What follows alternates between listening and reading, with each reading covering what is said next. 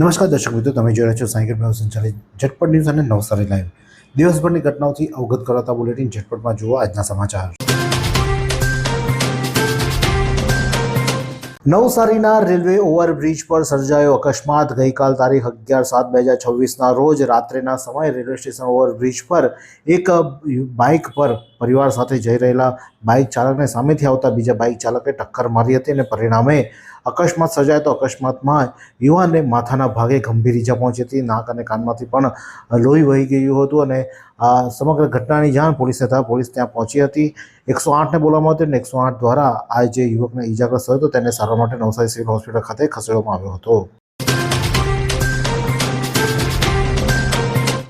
સમાજ સંગઠિત થાય અને સમાજની એકતા વધે એવા ઉદ્દેશ્ય સાથે લોકમાન્ય તિલકે શરૂ કરેલા ગણેશ ઉત્સવને આજે નવસારી ગણેશ સંગઠનની અનઆવડતને લઈને નવસારીમાં બટ્ટો લાગ્યો છે.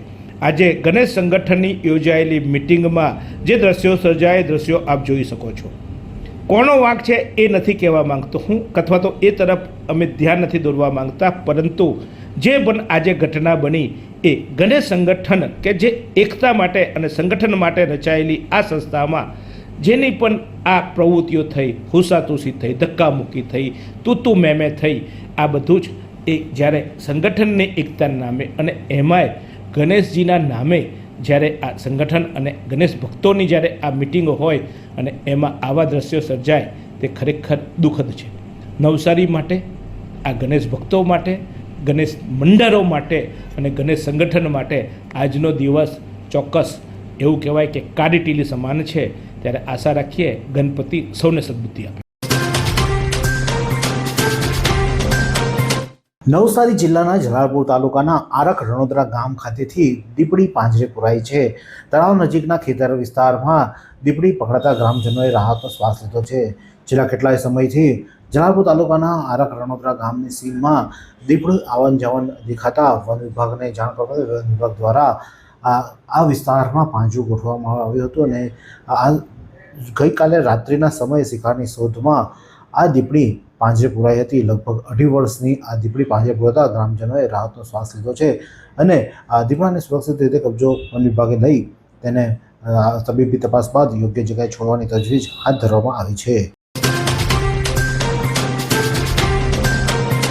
નવસારીના લુન્સી ખાતે જાણે ઝાડ પડવાનો સિલસિલો યથાવત હોય તેવું લાગી રહ્યું છે. 2 દિવસ અગાઉ સરબતિયા તળાવ પાસે એક ઝાડ પડ્યું હતું અને એક લારી નીચે દબાઈ જવા પામી હતી અને તેને નુકસાન થયું હતું. ત્યારે આજે સરબતિયા તળાવની સામે આવા બાગનો જે પાછળનો વિસ્તાર છે ત્યાં એક ઝાડ ધરાશાયી થયું હતું અને તેમાં પણ એક લારી દબાઈ જતાં તેને નુકસાન થવા પામ્યું છે. એટલે કે લુન્સીકો વિસ્તારમાં જાણે ઝાડ પડવાનો સિલસિલો યથાવત હોય તેવા દ્રશ્યો જોવા મળી રહ્યા છે. 2 દિવસ અગાઉનો પણ ઘટના થઈ હતી, ત્યારે રસ્તો બંધ થયો હતો, પરંતુ આજે જે ઝાડ પડ્યું છે તેમાં લારીને ભારે નુકસાન થવા પામ્યું છે. એનએમસી ફાયરની ટીમ અત્યારે હાલમાં ઝાડ કાપી રસ્તો ક્લિયર કરવાની તજવીજ હાથ ધરવામાં આવી છે. વિજલપુરમાં ડ્રેનેજ સફાઈ અભિયાન. વોર્ડ નંબર 10માં પાલિકાના ડ્રેનેજ ચેરમેન, બાંધકામ ચેરમેન, નગરસેવક સ્થળ પર હાજર રહીને ડ્રેનેજ લાઇનની સાફ સફાઈ કરવામાં આવી. વિજલપુરના મારુતિનગર વિસ્તારમાં ઉભરાતી ડ્રેનેજ લાઇનની સાફ કરવા માટે 11 જુલાઈ 2026ના રોજ રાત્રે વિશેષ ડ્રાઈવ હાથ ધરવામાં આવી હતી. ડ્રેનેજ ચેરમેન રાકેશ પટેલ, બાંધકામ સમિતિના ચેરમેન સુનિલ લાજવારે અને નગરસેવક સુનિલ પાટીલ સહિતના અધિકારીઓ મધ્યરાત્રિ સુધી સ્થળ પર હાજર રહ્યા હતા. સવારે ડ્રેનેજ લાઇન ઉભરવાની ફરિયાદ મળ્યા બાદ સ્થાનિક ડ્રેનેજ શાખાની ટીમ દિવસ દરમિયાન કામગીરી કરી હતી. જોકે સમસ્યાનો નિકાલ ન આવતા સ્થાનિક નગરસેવકોએ ડ્રેનેજ ચેરમેન રાકેશ પટેલને રજૂઆત કરી હતી. આ રજૂઆત બાદ ડ્રેનેજ ચેરમેન રાકેશ પટેલ અધિકારીઓને સૂચના આપી હતી અને ત્યારબાદ રાત્રિના સમયે ડ્રેનેજ વિભાગની સંપૂર્ણ ટીમ મારુતિનગર ખાતે સફાઈ કામગીરીમાં ઉતારવામાં આવી હતી અને ડ્રેનેજ શાખાના જગદીશ પરમાર સહિતની ટીમે કામગીરી કરી હતી. આ સફાઈ અભિયાનને સફળ બનાવવા માટે ડ્રેનેજ ચેરમેન રાકેશ પટેલ, બાંધકામ સમિતિના ચેરમેન સુનિલ લાજવારે અને નગરસેવક સુનિલ પાટીલ જાતે સ્થળ પર હાજર રહ્યા હતા અને મધ્યરાત્રે ચેરમેનની હાજરીથી સ્થાનિક લોકોએ સંતોષ વ્યક્ત કર્યો હતો અને સ્થાનિકોએ આશા વ્યક્ત કરી હતી કે ભવિષ્યમાં પણ નવસારી મહાનગરપાલિકાની ટીમ આ જ રીતે ઝડપભેર કામગીરી કરી नागरिकों समस्या निराकरण लावशे।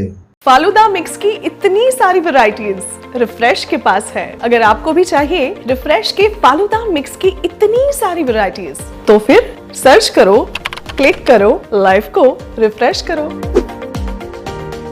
ગણદેવીના દુવાડા ખાતે પ્રાથમિક શાળામાં નોટબુક વિતરણ કાર્યક્રમ યોજાયો. ગણદેવી તાલુકાના દુવાડા ગામે આવેલા પ્રાથમિક શાળા ખાતે દિલીપભાઈ ડી મહેતા, નિવૃત્ત general manager Vasudhara dairy Alipore તરફથી એમના પિતા સ્વર્ગીય દયાળજીભાઈ હરિભાઈ મહેતા તથા માતા સ્વર્ગીય લલિતાબેન દયાળજી મહેતાની પુણ્ય સ્મૃતિમાં વર્ષ 2005થી દર વર્ષે ધોરણ 12 વાટિકાથી લઈને 8ના તમામ બાળકોને વિનામૂલ્યે નોટબુકનું વિતરણ કરવામાં આવે છે. આ વર્ષે પણ દિલીપભાઈ ડી મહેતાના અધ્યક્ષસ્થાને નોટબુક વિતરણ સમારંભ યોજવામાં આવ્યો હતો. ચીખલી સ્થિત વિમલ ઉચ્ચતર કેળવણી ટ્રસ્ટ કેમ્પસમાં નવનિર્મિત પ્રથમ ગર્લ્સ હોસ્ટેલનું ભવ્ય લોકાર્પણ કરવામાં આવ્યું. ગુજરાત સરકારના કેબિનેટ મંત્રી નરેશ પટેલના વરદ હસ્તે આધુનિક હોસ્ટેલ દીકરીઓ માટે ખુલ્લી મૂકવામાં આવી હતી. આ પ્રોજેક્ટ અંતરિયાળ અને આદિવાસી વિસ્તારની દીકરીઓના ઉચ્ચ શિક્ષણ માટે એક વરદાનરૂપ સાબિત થશે. નવસારીના મેયર અશોક ધોરાજીયાએ ડાંગના શિવમારી ખાતે દિવ્યાંગ બાળકો સાથે જન્મદિવસની ઉજવણી કરી. નવસારીના મેયર અશોક ધોરાજીયાએ તેમનો જન્મદિવસ ડાંગના શિવરીમાર સ્થિત વૈદેહી સંસ્કારધામ અને માનવ કલ્યાણના દિવ્યાંગ બાળકો સાથે પ્રેમપૂર્વક અને સમય વિતાવી અત્યંત સાદાઈથી ઉજવ્યો હતો. દિવ્યાંગ બાળકોને વિશેષ મિષ્ટાન સહિતનું ભોજન કરવામાં આવ્યું હતું. બાળકોના ચહેરા પર છલકાતી ખુશીઓ અશોકભાઈ ધોરાજીયાના જન્મદિવસની ઉજવણીને યાદગાર બનાવી હતી. ઉપસ્થિતોએ અશોકભાઈ ધોરાજીયાને સેવાભાવી અભિગમ અને સામાજિક પ્રતિબદ્ધતાની પ્રશંસા કરી હતી. આ પ્રસંગે વૈદેહી સંસ્કાર ધામની બાલિકાઓએ હનુમાન ચાલીસા અને અભિનંદન ગીત સાથે અભિવાદન કર્યું હતું. આ પ્રસંગે અશોક ધોરાજીયા સાથે તેમના પત્ની ત્રિવેણીબેન તેમજ અન્ય ઉપસ્થિત રહ્યા હતા. માનવ કલ્યાણ ટ્રસ્ટ અંધજન શાળાના ઉપપ્રમુખ ઘનશ્યામભાઈ પટેલ અને જનસંપર્ક અધિકારી પંકજ નાયકે અશોક ધોરાજીયાનો આભાર માન્યો હતો. અમલસાડ રેલવે સ્ટેશને વધુ ટ્રેનોના સ્ટોપેજ માટે સંસદ સમક્ષ રજૂઆત કરવામાં આવી. દિલ્હી મોરા સુરત વચ્ચે ટ્રેનો દ્વારા અવરજવર કરનાર મુસાફરોની સુવિધા માટે અમલસાડ રેલવે સ્ટેશન ખાતે વધુ ટ્રેનોના સ્ટોપેજ માટે સ્થાનિક સાંસદને રજૂઆત કરાઈ છે. અમલસાડના રહીશ પ્રકાશ મહેતાએ દિલ્હી મોરા સુરત વચ્ચે ટ્રેન દ્વારા રોજિંદી અવરજવર કરનાર રેલવે મુસાફરોની સુવિધા માટે અમલસાડ રેલવે સ્ટેશન ખાતે વધુ ટ્રેનોનું સ્ટોપેજ આપવા માટે નવસારીના સાંસદ અને કેન્દ્રીય જળશક્તિ મંત્રી CR પાટીલ સમક્ષ રજૂઆત કરી છે. વાત કરીએ હવામાનની તો નવસારી જિલ્લાનું આજનું મહત્તમ તાપમાન 32°C જ્યારે લઘુત્તમ તાપમાન 27.7°C રહ્યું હતું. હવામાં ભેજનું પ્રમાણ સવારે 97%, જ્યારે સાંજે 75% રહ્યો હતો. હવાની ગતિ 12.4 કિલોમીટર પ્રતિ કલાક દક્ષિણથી પશ્ચિમ તરફ રહી હતી.